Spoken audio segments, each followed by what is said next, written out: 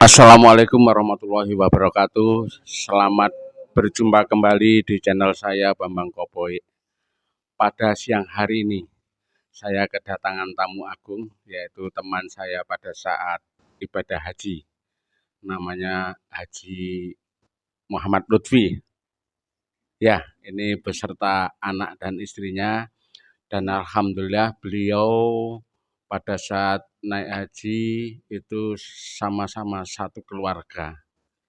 Dan yang paling muda adalah Ananda Zaki ini. Ya, inilah teman saya Bapak Lutfi. Bagaimana Pak Lutfi menurut Bapak kesan dan pesan atau mungkin ada suatu cerita sendiri pada saat ibadah haji?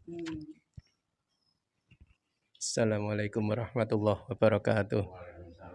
Innal hamdalillah wassalatu wassalamu ala Rasulillah wa ala alihi washabihi wa mawalah.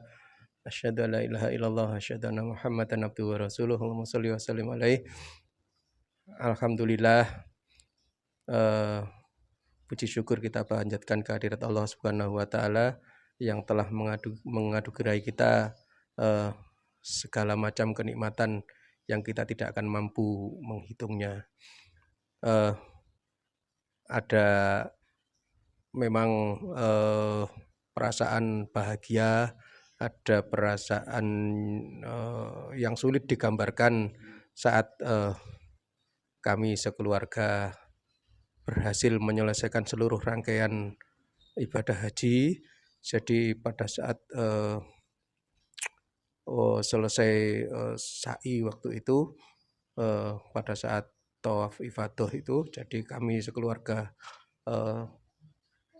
mengaturkan syukur kehadirat Allah Subhanahu wa taala karena bisa berangkat sekeluarga berhaji dan bisa menyelesaikan seluruh rangkaian ibadah haji tanpa hambatan yang berarti. Itu semua ya karena rahmat Allah dan hidayahnya yang ya waktu itu menuntun saya untuk gimana ya, saya ingin menunaikan ibadah haji.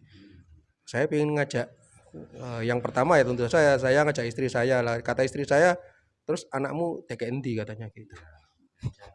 Gitu aja. Jadi pertanyaannya hanya itu loh, anakmu DKND. DKND ya digawa kalau gitu ya. Dari omongan-omongan seperti itu, alhamdulillah Allah itu mendengar gitu. Jadi menuntun kami untuk ya artinya mulai dengan mendaftarkan keluarga berempat, kemudian ya terus mikir papat ini duitnya kondi, duitnya dari Allah katanya istri saya begitu. Saya juga nggak ngerti bagaimana, tapi beliau istri saya ini yang mungkin yang paling berjasa mengatur sehingga ongkos naik haji sejumlah 4 orang ini beliau yang mengatur supaya pada saatnya itu terlunasi. Ya. Cuma tadi ada satu pertanyaan Pak. Tadi katanya pada saat mau berangkat bahkan ibu tanya anakmu ditaruh di mana? Ini maksudnya bagaimana Pak? Apakah ada satu atau seorang anak yang mungkin harus ditinggal karena apa atau mungkin kalau diajak bagaimana itu ya? Alhamdulillah. Jadi begini, formasi kami keluarga berempat ini, saya, istri dan 2 orang anak, yang sulung saya perempuan, ini yang kedua laki-laki, yang alhamdulillah Allah menganugerahi keistimewaan. Dia seorang berkebutuhan khusus dengan sindrom autis spektrum disorder. Dia punya masalah dengan komunikasi yang mana dia tidak bisa intens untuk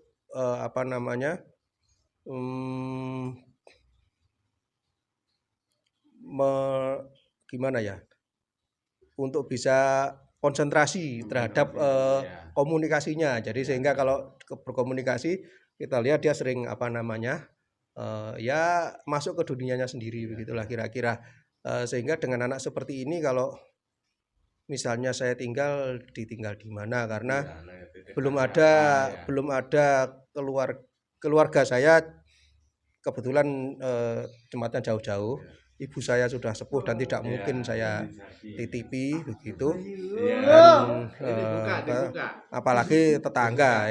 Jadi kami berpikiran ya lebih baik karena sejak terbiasaan di rumah kita asuh sendiri, ya kita akhirnya ya kita ya gimana ya, kalau kita pergi ya dibawa saja. Di samping itu juga pada saat kami pergi itu anak-anak kami ini sudah balik, sehingga sudah punya kewajiban yang sama dengan kami. Jadi kalau kami punya kewajiban haji, anak-anak ini juga punya kewajiban haji. Sehingga kalau mereka belum mentas ya mestinya kewajiban orang tuanya lah yang juga harus memikirkan bagaimana supaya anaknya ini bisa menyelesaikan kewajibannya. Begitu. Ya, alhamdulillah itu semua bisa kita lalui. Saya dengar pada saat mau berangkat atau persiapan waktu manasik dan sebagainya, katanya sempat dalam arti ada kendala tidak diizinkan untuk berangkat haji, betul Pak ya? Begini ya, karena anak kami ini berkebutuhan khusus dan ada kalanya seperti kita lihat tadi dia membuat sebuah noise begitu. Yang noise ini tentu untuk sebagian orang barangkali ada yang kedengaran menyenangkan, ada yang kedengaran mengganggu dan sebagainya. Nah, sehingga kami harus berkoordinasi juga dengan yang pertama dengan KBIH menyangkut pada saat manasik. Tentu kalau ada kegiatan manasik lalu ada noise ya, saya mohon izin kalau gangguan-gangguan ini mungkin terjadi dan mungkin mengganggu teman-teman berangkatan. Alhamdulillah semua teman satu rombongan bahkan satu KBIH mendukung, bahkan sangat kondusif sekali, saling menguatkan begitulah.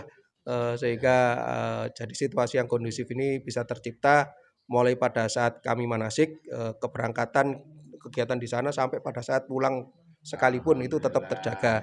Hanya memang di luar sistem itu kan kita juga berhadapan dengan taruhlah dengan aparat, dengan maskapai penerbangan, dengan imigrasi dan sebagainya yang itu di luar jangkauan kemampuan kami lah.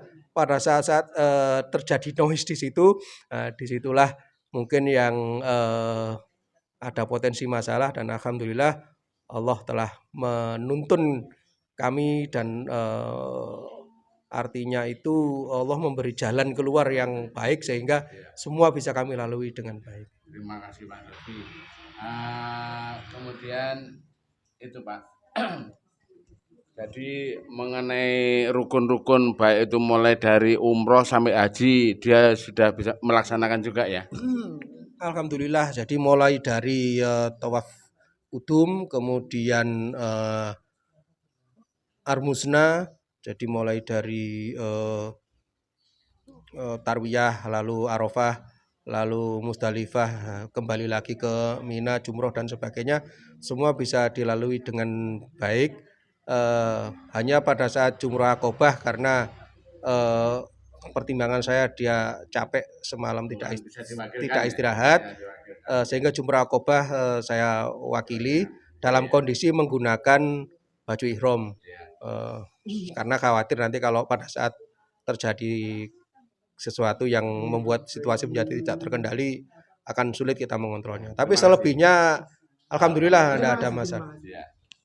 Demikian guys, bincang-bincang dengan keluarga Haji Lutfi, dan inilah namanya Mas Zaki, umurnya 20 ya. Umur 20 ini dia punya kena istilah sindrom autis ya. Namun alhamdulillah berkat keajaiban Allah dia juga bisa melaksanakan rukun haji ya sampai selesai. Namun di saat-saat tertentu memang ada seperti ini. Kadang-kadang suatu saat teriak. Kalau mungkin regu maupun rombongan sudah tidak asing lagi dan nggak kaget. Namun ada suatu keunikan dia pada saat sholat bersama dengan satu kloter namun rombongan lain dari NTT sempat kaget. Kenapa? Ini orang sholat kok teriak-teriak ngomong. Tapi setelah dia memahami, tahu dia seperti apa, alhamdulillah. Dan yang paling unik lagi Pak Lutfi, pada saat tawaf wada kalau salah ya. Wada itu dia bersama ibunya dan dia sering jawili. Orang asing semua yang dijawili. Jawili orang asing kaget. Nolak. Setelah itu saya kasih tahu, ibunya juga memberitahu. Dan demikian guys, sekedar perbincangan. Terima kasih Pak Lutfi. Dan alhamdulillah itu berkat kekuasaan Allah ya Pak ya.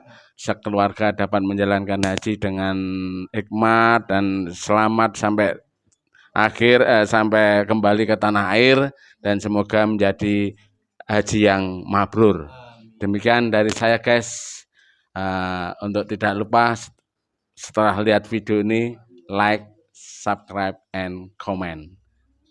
Dari saya Bambang Kopoy, wassalamualaikum warahmatullahi wabarakatuh.